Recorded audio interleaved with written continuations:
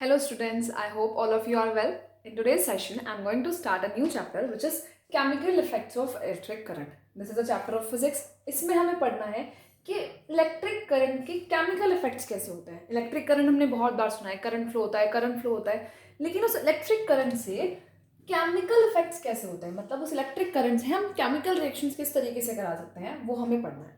उससे पहले हम थोड़ी बेसिक चीज पढ़ते हैं. हमें पता है एटम्स एग्जिस्ट करते हैं, एटम्स होते हैं.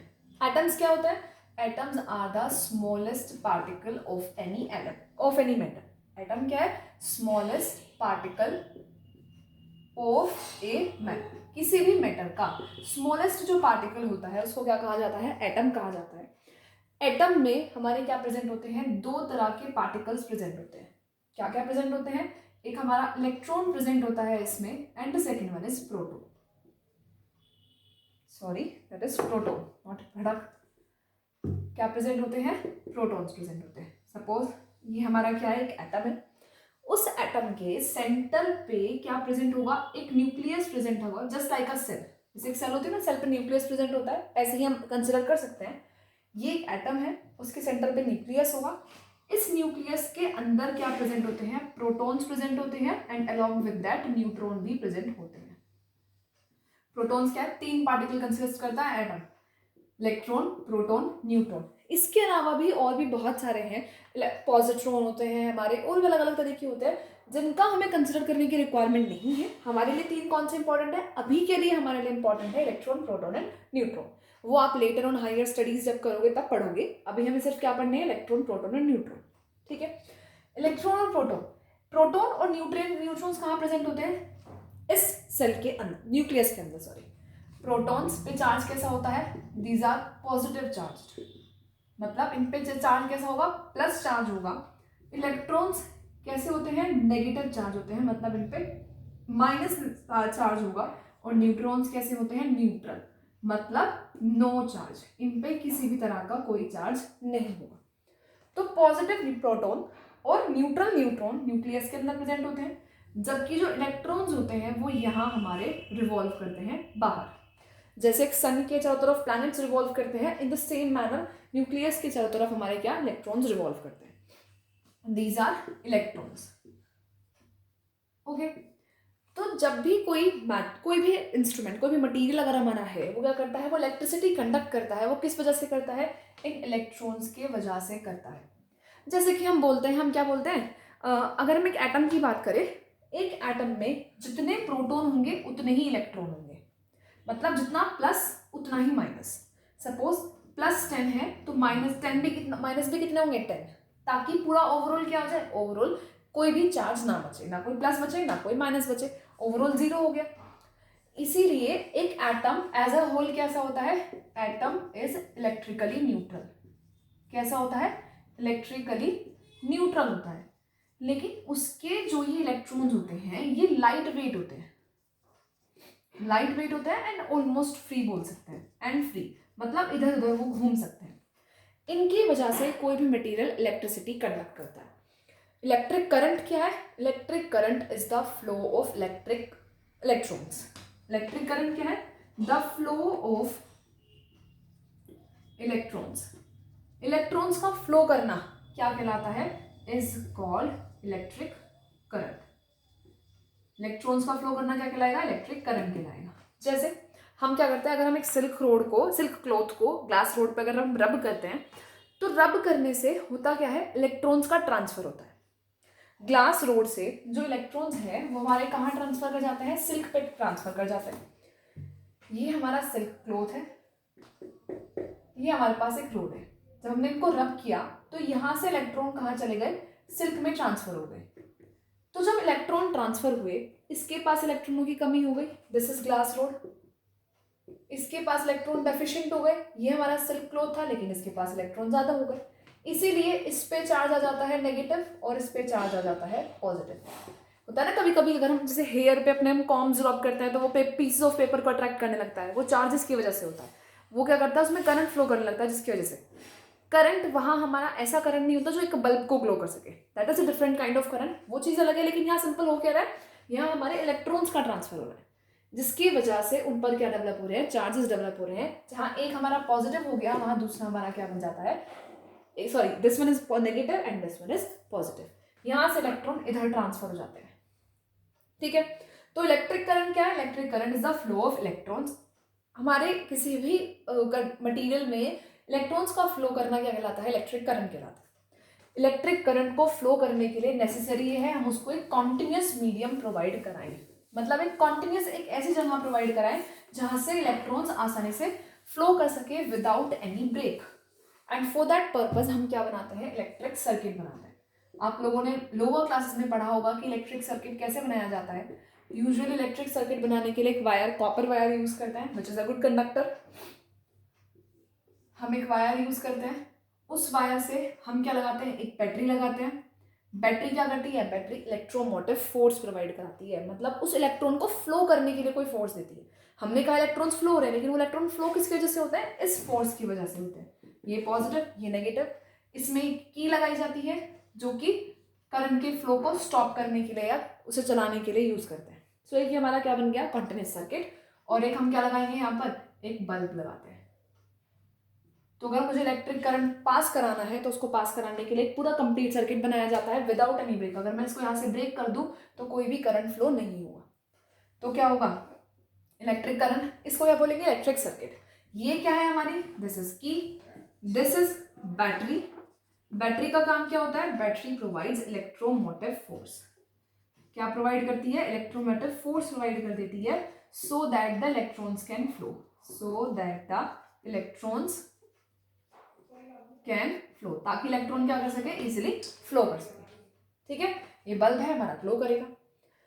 अब बात आती है, इलेक्ट्रिक करंट फ्लो कर रहा है, इलेक्ट्रिक करंट कब से पढ़ रहे हैं हम, लेकिन इलेक्ट्रिक करंट की डायरेक्शन क्या होती है, कहाँ से कहाँ जाएगा। मैंने यहाँ बैटरी पे एक साइड पॉजिटिव बनाया, एक साइड नेगेटिव बनाया, लेकिन ये पॉजिटिव नेगेटिव तो बनाया, लेकिन इलेक्ट्रॉन इधर से जाएगा या इधर से जाएगा, करंट इधर से फ्लो करेगा या इधर से फ्लो करेगा। मैंने दो चीज बोली है, एक तो direction of flow of electron, electron के फ्लो करने की डायरेक्शन। सेकंड वन क्या है, direction of electric current, electric current की डायरेक्शन क्या है, मतलब इलेक्ट्रॉन फ्लो करेंगे तो कहाँ से कहाँ जाएंगे, और अगर इलेक्ट्रिक करंट जाएगा तो वो किधर से किधर जाएगा। हमेशा जो इलेक्ट्रॉन्स फ्लो करते हैं वो बैटरी के नेगेटिव टर्मिनल से पॉजिटिव टर्मिनल में फ्लो करेंगे। कहाँ से कहाँ जाएंगे, नेगेटिव टू पॉजिटिव जाएंगे, जबकि करंट इनकी ऑपोजिट डायरेक्शन, मतलब कहाँ से, पॉजिटिव टू नेगेटिव फ्लो करता है। Current will always travel from positive to negative. हमेशा अगर हमसे कभी भी डायरेक्शन बोले तो बैटरी की पॉजिटिव टर्मिनल से करंट कहाँ जाएगा, नेगेटिव टर्मिनल में। लेकिन अगर हमसे कोई इलेक्ट्रॉन पूछे तो इलेक्ट्रॉन का फ्लो कैसा होता है, इलेक्ट्रॉन का फ्लो रिवर्स होता है, मतलब वो इस तरीके से जाता है, ठीक है। तो ये क्या हुआ, इलेक्ट्रिक करंट की डायरेक्शन। इलेक्ट्रिक करंट की डायरेक्शन क्या है, फ्रॉम पॉजिटिव टू नेगेटिव। उसके बाद हमने एक टर्म और यूज की थी विच इज कंडक्टर। कंडक्टर हम अपने बचपन से पढ़ते भी आते हैं। कंडक्टर क्या है, कंडक्टर कोई भी वो मटेरियल जो कि इलेक्ट्रिसिटी कंडक्ट करने दे। सबकी इंसुलेटर क्या है, इंसुलेटर वो मटेरियल जो इलेक्ट्रिसिटी कंडक्ट नहीं करने दे। सिंपल डेफिनेशन होती है हमारी, एक कंडक्ट करने देता है, एक कंडक्ट नहीं करने देता। हमें क्योंकि केमिकल इफेक्ट पढ़ना है, दैट इज वाई हमें कंडक्टर्स लिक्विड स्टेट में देखना है कि ऐसी कौन सा लिक्विड है जो कि हमारा इलेक्ट्रिसिटी को कंडक्ट कर देता है। तो वो लिक्विड्स, मतलब जो हमारी इलेक्ट्रिसिटी को, नॉर्मल हम कंडक्टर की डेफिनेशन देखते हैं पहले कि कंडक्टर्स क्या होते हैं और इंसुलेटर्स क्या होते हैं। What are conductors, conductors are the material that allow current to flow, जो करंट को फ्लो करने दे। कंडक्टर्स, मेटल्स हमारे यूजुअली इतने भी होते हैं सारे, like iron, copper is the best conductor. Copper और सिल्वर सबसे बेस्ट होता है, silver is the best one, लेकिन क्योंकि ये थोड़ा एक्सपेंसिव है इसलिए सिल्वर को ना यूज करके हम कॉपर को यूज करते हैं। This is the best conductor, सबसे ज्यादा अच्छे से इलेक्ट्रिसिटी जो कंडक्ट करता है वो सिल्वर करता है। उसके अलावा इंसुलेटर्स कौन से होते हैं, इंसुलेटर्स होते हैं that do not allow, simply बोल सकते हैं दैट डू नॉट अलाउ, जो करंट को फ्लो करने नहीं देंगे वो हमारे क्या कहलाएंगे, इंसुलेटर्स कहलाएंगे, ओके। अब हमारी प्रोसेस आती है electrolysis. Next topic is electrolysis. ये सब सिर्फ और सिर्फ बेसिक इंट्रोडक्शन था, क्या इलेक्ट्रिक करंट होता है, कैसे इलेक्ट्रिक करंट फ्लो करता है, इलेक्ट्रिक सर्किट क्या होता है।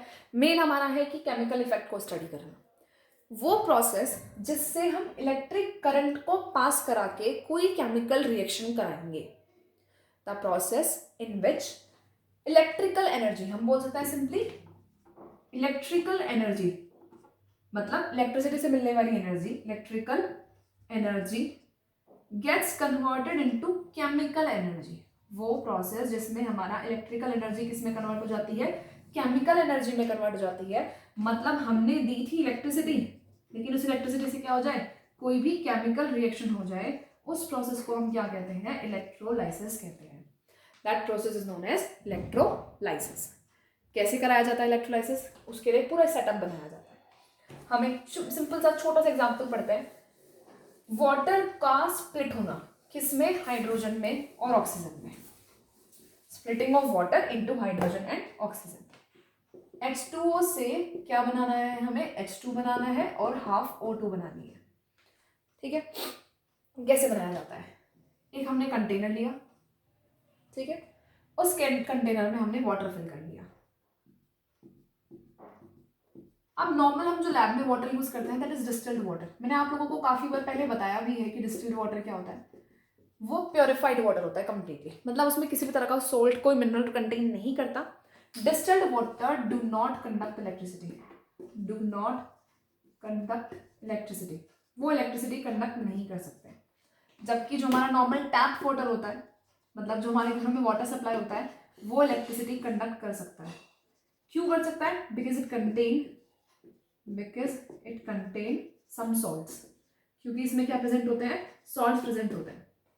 सिंपली हम इसलिए बोल सकते हैं कि एसिड्स, बेसिस और सोल्ट ये इलेक्ट्रिसिटी कंडक्ट कर सकते हैं।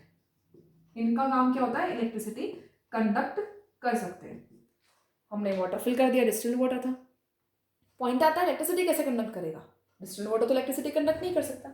इसीलिए हम इस वाटर में थोड़ा सा क्या करते हैं, सल्फ्यूरिक एसिड ऐड कर देते हैं, मतलब कोई एसिड डाल देते हैं। ठीक है, उससे क्या होगा, इलेक्ट्रिसिटी कंडक्ट करेगा। दो हमने यहाँ पर आयरन नेल्स लगा दी,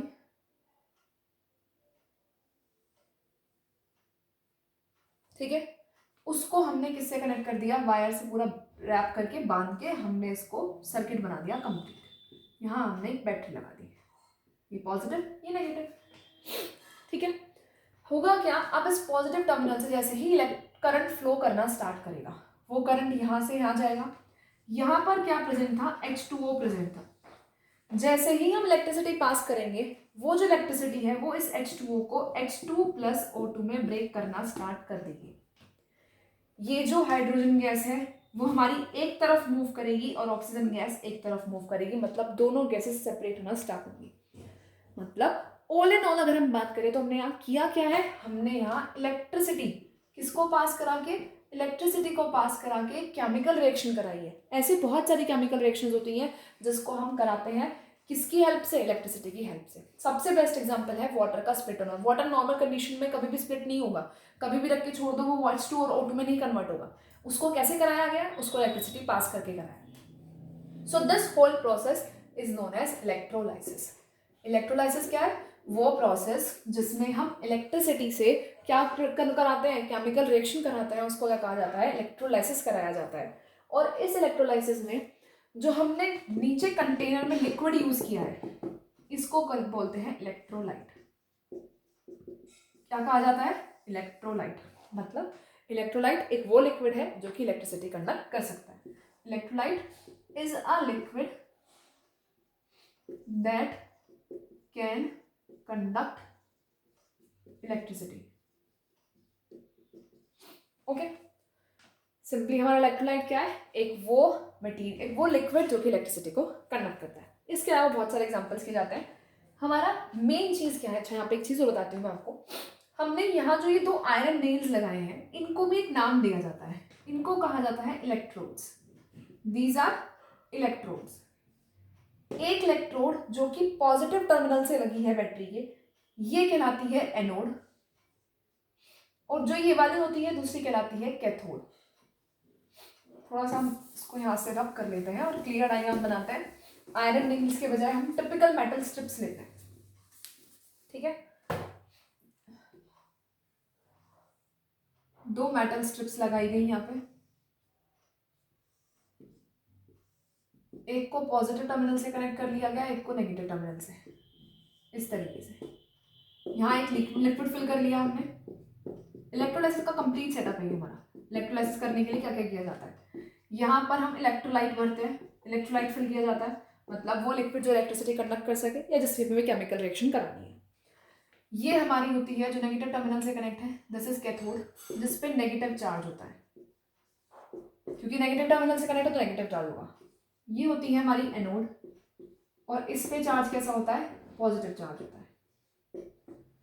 होगा क्या, जब इलेक्ट्रोलाइट से इलेक्ट्रिसिटी पास करेगी, उस इलेक्ट्रोलाइट में जैसे सपोज हम ले लेते हैं यहाँ पर CuSO4 था, दिस इज कॉपर सल्फेट, ठीक है। जैसे ही इस कॉपर सल्फेट से इलेक्ट्रिसिटी पास करती है, ये अपने आयंस में टूट जाता है। किस में टूटता है, आयंस में टूट जाता है। आयंस क्या है, ions are the charged particle, मतलब जिसपे या तो कोई पॉजिटिव चार्ज हो या फिर नेगेटिव चार्ज। कैसे टूटेगा, Cu2 पॉजिटिव बनाएगा और SO4 2 नेगेटिव, ठीक है। मतलब यहाँ कुछ पॉजिटिव आयंस बन गए, कुछ नेगेटिव आयंस बन गए, पॉजिटिव नेगेटिव, पॉजिटिव नेगेटिव, इस तरीके से आयंस बन गए। पॉजिटिव आयन कहलाता है केटायन, वो आयन जिसपे प्लस चार्ज होगा वो केटायन कहलाएगा, और जिसपे माइनस चार्ज होगा वो एनायन कहलाएगा। इलेक्ट्रिसिटी पास करने पर इन इलेक्ट्रोड जैसे इलेक्ट्रिसिटी पास करती है, मेटल की स्ट्रिप्स लगाई ताकि इलेक्ट्रिसिटी इजीली जा सके। हम प्लास्टिक वुड की नहीं लगाएंगे क्योंकि इलेक्ट्रिसिटी कंडक्ट नहीं करता, वो आयंस बने। अब ये जो आयंस है, इस पे चार्ज है नेगेटिव, इस पे चार्ज है पॉजिटिव, इलेक्ट्रोड्स हमारी जो है। तो जो ये पॉजिटिव वाले हैं आयंस, वो हमारे कहाँ चले जाते हैं, वो हमारे मूव करते हैं कैथोड की तरफ, जबकि नेगेटिव आयंस कहाँ मूव करेंगे, एनायन मतलब एनोड की तरफ। देखिए कंपेयर कीजिए, एनोड पर कौन जाएगा, एनोड पर जाएगा एनायन, इसके जैसा नाम है इसका, एनोड एनायन। लेकिन एनोड पे चार्ज कैसा, पॉजिटिव, और एनायन कैसा होता है, नेगेटिव चार्ज, ठीक है। ऐसे ही कैथोड पे कौन जाएगा, कैथोड पे जाएगा केटायन, जिसपे चार्ज कैसा होगा, पॉजिटिव चार्ज, ठीक है। ये पूरा इलेक्ट्रोलाइसिस का सेटअप होता है, इस तरह से इलेक्ट्रोलाइसिस कराई जाती है। और सबसे इंपॉर्टेंट है इसकी एप्लीकेशंस, कहाँ हम इसको अप्लाई करते हैं। हमने कराया, हमारी रिएक्शन हो जाती है इलेक्ट्रिसिटी, लेकिन उसका फायदा क्या है, हमें बेनिफिट क्या है। बेनिफिट सबसे अच्छा, सबसे ज्यादा जो वाइडली यूज होता है दैट इज इलेक्ट्रोप्लेटिंग। मेटल्स पे इलेक्ट्रोप्लेटिंग की जाती है। आई गेस मैंने आप लोगों को पहले कराया भी है इलेक्ट्रोप्लेटिंग क्या है, किसी जैसे आयरन का ऑब्जेक्ट है, बहुत इजीली कॉरोड होता है, कॉरोजन बहुत जल्दी लगता है, तो उसको प्रोटेक्ट करने के लिए इलेक्ट्रोप्लेटिंग की जाती है। उस पर दूसरे मेटल को इलेक्ट्रोप्लेट करेंगे, कवर करेंगे, ताकि वो क्या कर सके, कॉरोजन से प्रिवेंट कर सके। क्रोमियम एक मेटल होता है जो इजीली कॉरोड नहीं होता, तो उसकी इलेक्ट्रोप्लेटिंग कर सकते हैं। गोल्ड सिल्वर की जाती है ज्वेलरीज पे उन्हें अट्रैक्टिव बनाने के लिए, या फिर बोल सकते हैं हमारे कुछ टिन की भी इलेक्ट्रोप्लेटिंग की जाती है, कॉपर से भी इलेक्ट्रोप्लेटिंग की जाती है। मतलब अलग अलग तरह के हमारे मेथड्स होते हैं, अलग अलग तरह के मेटल्स होते हैं जिनको इलेक्ट्रोप्लेट किया जाता है। इसको हम एग्जाम्पल से, एक एक्सपेरिमेंट से समझते हैं इलेक्ट्रोप्लेटिंग होती कैसे है। हमारे पास क्या है, एक कंटेनर ले लिया हमने, इसमें हमने कॉपर सल्फेट का सोल्यूशन फिल कर लिया। क्या फिल किया है, कॉपर सल्फेट CuSO4। यहां हमने कॉपर की स्ट्रिप लगाई है, किसकी, कॉपर की, कॉपर मेटल की एक स्ट्रिप लगाई है जो एज अ एनोड बिहेव करेगी।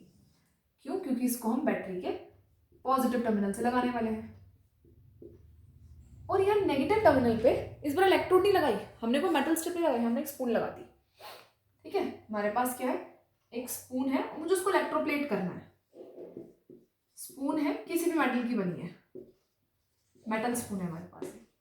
इसको क्योंकि नेगेटिव से लगाया, ये कैसे बिहेव करेगी, एज अ कैथोड बिहेव करेगी। मेटल अल्टीमेटली कैथोड एनोड तो बनना ही बनना है। होगा क्या, जब यहां से इलेक्ट्रिसिटी फ्लो करेगी, तो मैंने बताया था जो ये हमारा इलेक्ट्रोलाइट है ये आयंस में टूटता है। कैसे, Cu2 पॉजिटिव और SO4 2 नेगेटिव। यहां पर जो कॉपर आयंस बने, Cu2 पॉजिटिव आयंस बने, वो धीरे धीरे कहां जाएंगे, इस कैथोड पर जाकर अटैच होना स्टार्ट करते हैं। कैथोड पर धीरे धीरे जाएंगे और उस पर क्या करेंगे, एक लेयर का फॉर्मेशन कर लेंगे। मतलब वो धीरे धीरे जो आयंस बने वो सारे कैथोड पर जाकर अटैच हो जाते हैं, उस पर एक लेयर बना देते हैं। एट द सेम टाइम जो ये वाला कॉपर है ये अपना इलेक्ट्रॉन निकालेगा और आयंस बन के कहाँ आ जाएगा, सॉल्यूशन में आ जाएगा। मतलब धीरे धीरे जो ये हमने मेटल की इलेक्ट्रोड लगाई थी ये तो डिसॉल्व होना स्टार्ट होगी, सॉल्यूशन में घुल जाएगी सारी, लेकिन जैसे जैसे टाइम बीतेगा इस पर वो कॉपर डिपॉजिट होता चला जाएगा। मतलब धीरे धीरे जो हमारी मेटल की स्पून थी उसकी प्लेटिंग किससे हो गई, कॉपर से उसकी प्लेटिंग हो गई। इस तरीके से इलेक्ट्रोप्लेटिंग की जाती है। जिंक इलेक्ट्रोप्लेटिंग भी की जाती है, टिन की इलेक्ट्रोप्लेटिंग भी की जाती है। ये मेथड हम यूज करते हैं, बहुत वाइडली यूज्ड एप्लीकेशन है हमारी इलेक्ट्रिक करंट की, केमिकल इफेक्ट की। उसके अलावा मेटल को प्योरीफाई करने के लिए भी यूज किया जाता है। मेटल प्योरिफिकेशन में कैसे करेंगे, सेम मेथड अप्लाई करेंगे जो हमने यहाँ पे किया है सेम करेंगे। एक थोड़ा सा डिफरेंस है, क्या करेंगे, क्योंकि प्योरीफाई करना है हमारे पास इम्प्योर कॉपर है और एक हमारे पास प्योर कॉपर है। मुझे इम्प्योर कॉपर को प्योर कॉपर में कन्वर्ट करना है। एक कंटेनर लिया, फिर से उसमें कोई इलेक्ट्रोलाइट फिल कर लिया हमने, यहां पर मैंने एक इम्प्योर कॉपर की रोड लगाई। क्या लगाया, इम्प्योर कॉपर की रोड लगा दी, जो कि कैसे बिहेव करेगी, एनोड की तरह। इसको पॉजिटिव टर्मिनल से लगाया, इसको नेगेटिव टर्मिनल से लगाया, और यहां लगाई हमने प्योर कॉपर की स्ट्रिप।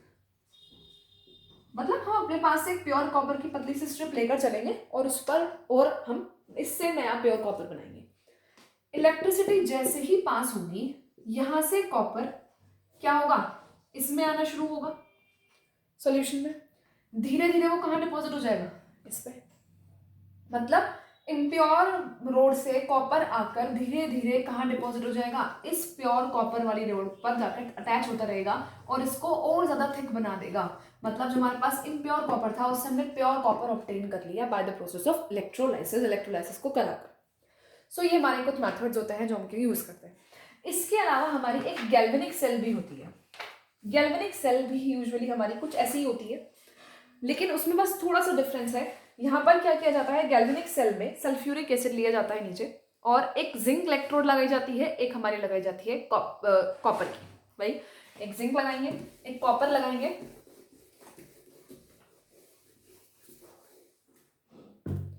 पूरी गैल्वेनिक सेल डेवलप की जाती है। एक्चुअली गैल्वेनिक सेल बहुत एक वास्ट सा टॉपिक है।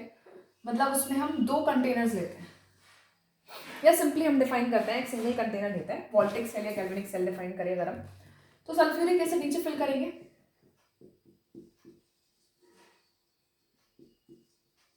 सल्फ्यूरिक एसिड में दो इलेक्ट्रोड्स लगाई जाएंगी, एक को पॉजिटिव टर्मिनल से, एक को नेगेटिव टर्मिनल से।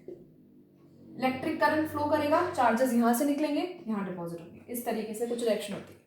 मतलब जो इलेक्ट्रोलाइसिस है उसी का यूटिलाइजेशन है, उसको फर्दर हम कहीं ना कहीं यूटिलाइज करते हैं।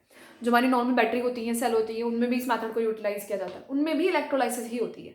जो हमारे सेल्स होते हैं उनमें अंदर केमिकल फील्ड रहता है, जो कि क्या करता है, जिसमें इलेक्ट्रिक करंट मतलब वो वहां पर रिएक्शन होगी, रिएक्शन से इलेक्ट्रिसिटी प्रोड्यूस होगी। मतलब वहां थोड़ा उल्टा कॉन्सेप्ट होता है। यहाँ तो हम क्या कर रहे हैं, इलेक्ट्रोलाइसिस कर रहे हैं, मतलब इलेक्ट्रिसिटी देंगे और केमिकल एनर्जी प्रोड्यूस होगी, मतलब केमिकल रिएक्शन होगी। जबकि हमारी जो सेल्स और बैटरी होती है वहां क्या होता है, वहां पहले केमिकल रिएक्शन होगी और उस केमिकल रिएक्शन से क्या प्रोड्यूस होती है, इलेक्ट्रिसिटी प्रोड्यूस होती है।